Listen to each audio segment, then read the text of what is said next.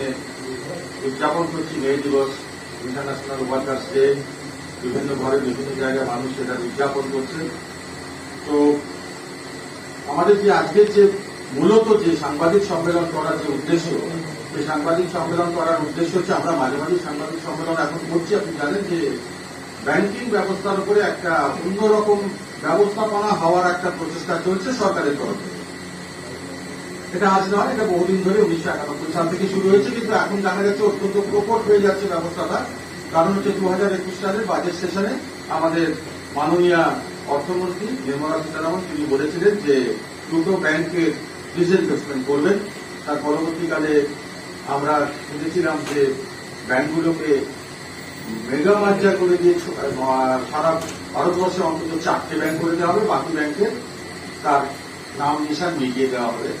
এবং আমরা দেখলাম যে বাজেট সেশনে এনারা এই নিয়ে কোন রকম উচ্চবাচ্চা করলেন না, কারণ তার মাঝখানে আপনারা জানেন যে সারা ভারতবর্ষ জুড়ে যে আন্দোলন সংগঠিত হয়েছিল, বিভিন্ন সাধারণ মানুষ থেকে নেওয়া মানুষ যারা ব্যাংক থেকে লোন নেন, কারণ ব্যাংক থেকে যারা লোন নেন, লোন নিয়ে যারা ব্যবসা করছেন বা সাধারণ মানুষের যে আমানত যেটা ব্যাংকে গচ্ছিত আছে সেটা অত্যন্ত সুরক্ষিত আছে সরকারি ব্যাংকে। সেই সুরক্ষার জায়গাটা বিঘ্নিত হতে যাচ্ছে দেখে কিন্তু মানুষ, কিন্তু সাধারণ মানুষ আমাদের সঙ্গে আন্দোলনে সামিল হয়েছিলেন। এবং আমরা দেখলাম যে বাজেট সেশনে এরকম কিছু হল না, কিন্তু আমরা আবার শুনতে পাচ্ছি যে নীতি আয়োগ এই ব্যাপারটা নিয়ে আবার নড়াচড়া করছেন যে ব্যাংকিং যে বিল অ্যামেন্ডমেন্ট, সেই বিল অ্যামেন্ডমেন্টটা আগামী যে পার্লামেন্ট সেশন সেখানেও তারা একটা চেষ্টা করছেন যাতে করে এই ব্যাংকগুলোকে প্রাইভেটের হাতে দিয়ে দেওয়া যায়। সরকারের তরফ থেকে আমরা আমাদের ব্যাংক বিজাতীয়করণ, ব্যাংক বিরাষ্ট্রীয়করণের সপক্ষে বিপক্ষে আমরা অনেক কথা বলবো। কারণ হচ্ছে ব্যাংক জাতীয়করণ হয়েছিল যে সমস্ত কারণ নিয়ে আমরা সেগুলো বলেছি। আপনারা সবাই সপক্ষে কেউ কিন্তু কোনো যুক্তি আজ পর্যন্ত কিন্তু আমাদের সামনে খাড়া করতে পারলো না যে ব্যাংক প্রাইভেট করলে এইটা ভালো হবে। আমরা ব্যাংক প্রাইভেট করলে কি ক্ষতি হবে সেটা আমরা হাজার রকম নিয়ম বলছি, আমরা কথাবার্তা বলছি, কিন্তু ব্যাংক প্রাইভেট করলে কি ভালো হবে এটা কিন্তু আমরা কারোর থেকে কিন্তু আজ পর্যন্ত আমরা শোনার মধ্যে একটা বিরাট বড় সায়েন্স আছে, এটার মধ্যে বড় ইকোনমি আছে, আমরা কিন্তু সেই জায়গাগুলো বলিও না, জনসমক্ষে তুলেও ধরিও না।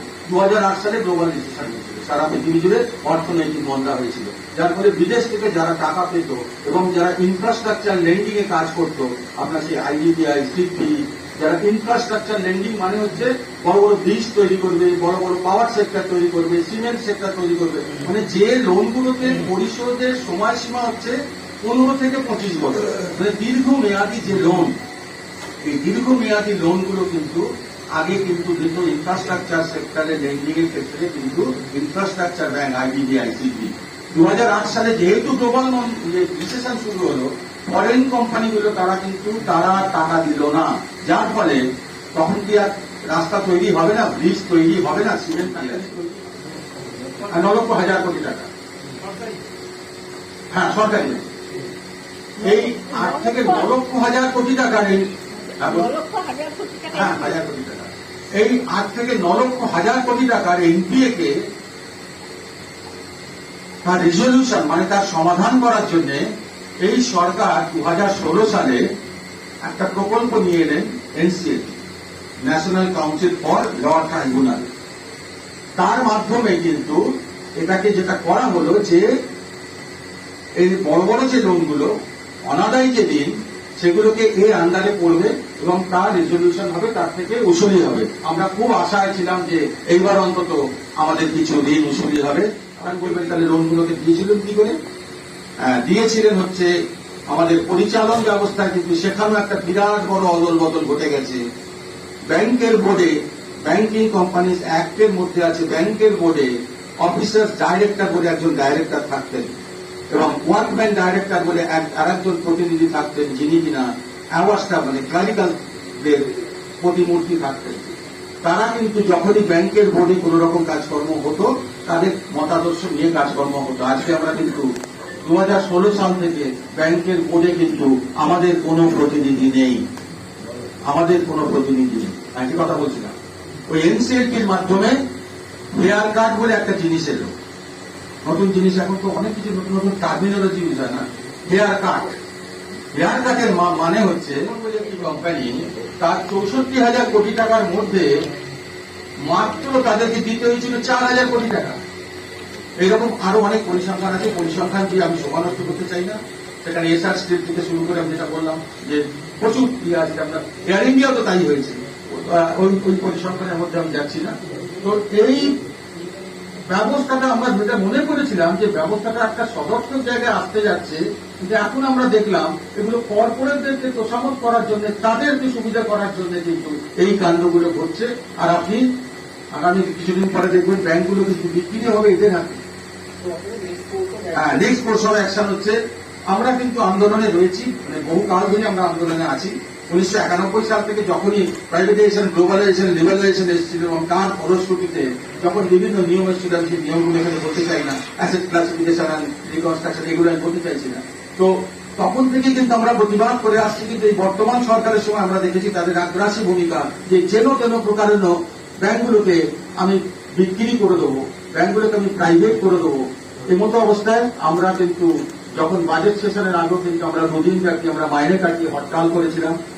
যখন আমরা দেখলাম বাজেট সেশনে এটা কিছু এলো না, আমরা আন্দোলন করছি, আমরা সোশ্যাল মিডিয়ায় আন্দোলন করছি, আমরা সরকারকে বিভিন্ন চিঠি দিচ্ছি, আমরা জনমত সংগঠিত করছি। কারণ দেখুন, আন্দোলন বলতে কিন্তু শুধু স্ট্রাইক করলে কিছু হবে না, কারণ আমরা জানি স্ট্রাইক হচ্ছে আমাদের শেষ অস্ত্র। স্ট্রাইকে কিন্তু সাধারণ মানুষের কিন্তু ক্ষতি হয়। তাই জন্য স্ট্রাইকে আমরা তখনই যাব যখন আমাদের সামনে আর কোনো রাস্তা থাকে না, তখন আমরা স্ট্রাইকে যাই। আমরা কিন্তু এখন যেটা আমরা করছি, প্রতিনিয়ত মানুষের কাছে যাচ্ছি, গ্রাম সেবা সভা করছি, সাধারণ মানুষকে বোঝাচ্ছি। এটা কিন্তু হঠাৎ করে আসেনি। ব্যাংক জাতীয়করণ হঠাৎ করে দিলাম এরকম কিন্তু হয়নি। দীর্ঘদিনের স্টেক হোল্ডার যারা ভারতবর্ষের জনগণ, যারা ব্যাংকের গ্রাহক, তাদের আবেদন নিবেদনে ম্যাডাম গান্ধী এটা করতে বাধ্য হয়েছিলেন, কারণ আদারওয়াইজ ভারতবর্ষ কিন্তু আজকের এই জায়গায় থাকতো না। কারণ 1969 সাল পর্যন্ত আপনারা পরিসংখ্যান করে দেখে নিন, ভারতবর্ষের জিডিপি কি ছিল, ভারতবর্ষের সামগ্রিক উন্নতি কি হয়েছিল, কিচ্ছু হয়নি। 1969 সালের পর থেকে 75 সালে কিন্তু জিডিপি বেড়ে গেল। তারপরে কিন্তু ভারত প্রত্যন্ত জায়গায় গিয়ে গিয়ে সরকারি ব্যাংক তার শাখা খুলল, মানুষকে টাকা দিল, কৃষকদের টাকা দিল, ছোট ছোট ব্যবসাদারকে টাকা দিল, খেটে খাওয়া মানুষকে টাকা দিল, তারা ব্যবসা শুরু করলো, যার ফলে কিন্তু ভারতবর্ষের একটা সামগ্রিক একটা উন্নতি হল। কিন্তু আজকে যখন আমরা বিভিন্ন রাজনৈতিক দলের কাছে যখন যাচ্ছি যে আপনারা এই জিনিসটাকে অন্তত আটকান, আপনারা এই জিনিসটার বিরোধিতা করুন, বিরোধী রাজনৈতিক দলের ভূমিকা কিন্তু সদর্থক নয়, irrespective of any political party. এটা কিন্তু আমাদের অত্যন্ত খারাপ লাগছে যে কেন বিরোধী দলগুলো তারা কেন চুপ করে বসে আছেন। এটা কি কোনো পলিটিক্যাল এজেন্ডা নয়? এই যে ব্যাংকের সঙ্গে জড়িত এত মানুষ, তারা কি ভোটার নয়? কালকে যখন এই ব্যাংকগুলো যখন লালবাতি জ্বালাবে, সাধারণ মানুষ কেঁদে মরবেন। পিএমসি ব্যাংক যখন লালবাতি জ্বালিয়েছিল, আপনারা দেখেছেন হাজার হাজার মানুষ গিয়ে কান্নাকাটি করছে। নেতাদের মূর্তি, সেই মূর্তির পা ধরে কাঁদছে যে আমি আমার মেয়ের জন্য টাকা রেখেছিলাম, এই টাকাটা ডুবে গেল, এই টাকাটা আমাকে দিন। আমরা দেখেছি টিভিতেও ছবি এসছে। তাহলে বিরোধী দলের একটা বিরাট বড় ভূমিকা থাকা উচিত। যদি সাধারণ মানুষের পাশে আমাকে দাঁড়াতে হয়, তাহলে কিন্তু এই ব্যাংক বিরোধিতার যে আন্দোলন, আপনি জেনে নিন, বুঝে নিন যেটা সঠিক কিনা। যদি সঠিক হয় এই সমর্থনে আসুন। এটা তো কোনো রাজনৈতিক, আমরা কোনো মঞ্চ নিয়ে আমরা রাজনৈতিক দলের বিরুদ্ধে আমরা বিরোধিতা করছি না। হ্যাঁ বলুন। হ্যাঁ বলুন। হ্যাঁ বলুন। একটা যেটাকে আমরা বলি হিন্দিতে নিগরানি রাখা, পর্যবেক্ষকের ভূমিকা, ওয়াচ ডগের যে রোল, সেই রোলটাই কিন্তু পালন করতো কিন্তু এই যে watchman director, officers watchman director, officers director and watchman director. তারা কিন্তু ভালো মন্দ কি ঘটবে না ঘটবে, এই জাতিতে যে হেয়ারকাট হচ্ছে, এগুলো কিন্তু বোর্ডের ডিসিশন হয়, এগুলোকে কিন্তু তারা বারণ করতো। বা তারা সেই সময় কিন্তু তখন হেয়ারকাটের ব্যাপার ছিল না, বিভিন্ন জিনিস তাকে বড় বড় কর্পোরেটকে কে কাকে লোন দেবে না দেবে, তারা কিন্তু অন্তত ওয়াচডগের ভূমিকা পালন করতো। আজকে কিন্তু বোর্ডে যারা নীতি নির্ধারণ করেন, বোর্ডে কারা আছেন, এই যে আপনি যে কথাটা বললেন যে ব্যাংকে যে আপনার যে ফ্রড হচ্ছে, ব্যাংকে যে ক্রাইম হচ্ছে, এতে বোর্ডে কারা রয়েছে? রিজার্ভ ব্যাংকের রিপ্রেজেন্টেটিভ রয়েছে, গভর্নমেন্টের রিপ্রেজেন্টেটিভ রয়েছে, ডিএফএস এর রিপ্রেজেন্টেটিভ রয়েছে, ফাইন্যান্স মিনিস্টারের তার রিপ্রেজেন্টেটিভ রয়েছে। সেখানে তো কোনো ব্যাংকের কোনো রিপ্রেজেন্টেটিভ সেখানে নেই।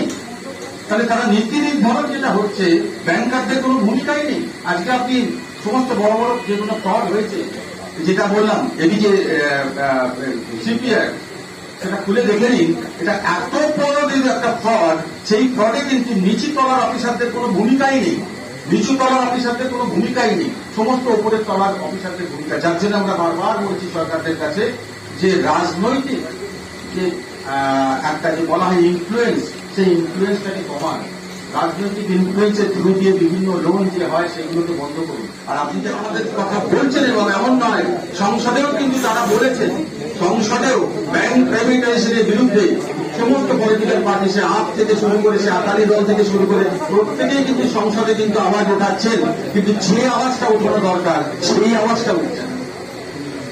আমার বলা বক্তব্য হচ্ছে এইটা, কারণ প্রত্যেকটি রাজনৈতিক দল কিন্তু আমাদের সঙ্গে থাকছে।